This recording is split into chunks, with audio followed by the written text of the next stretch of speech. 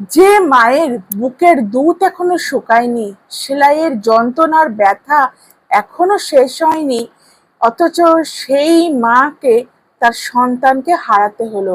অর্থাৎ সোহিনী গাঙ্গুলির সঙ্গে যে ঘটনা, মর্মান্তিক ঘটনা ঘটেছে, সোহিনী অবশেষে সবার সামনে এসে সেই দিন ঠিক কি হয়েছিল সেই ঘটনা সে সব বিস্তারে বলতে থাকলো। আমি সত্যি মানে আমার কিছুক্ষণ শুনে আমার নিজেরই শরীর খারাপ লাগছে, কারণ আমিও একজন মা।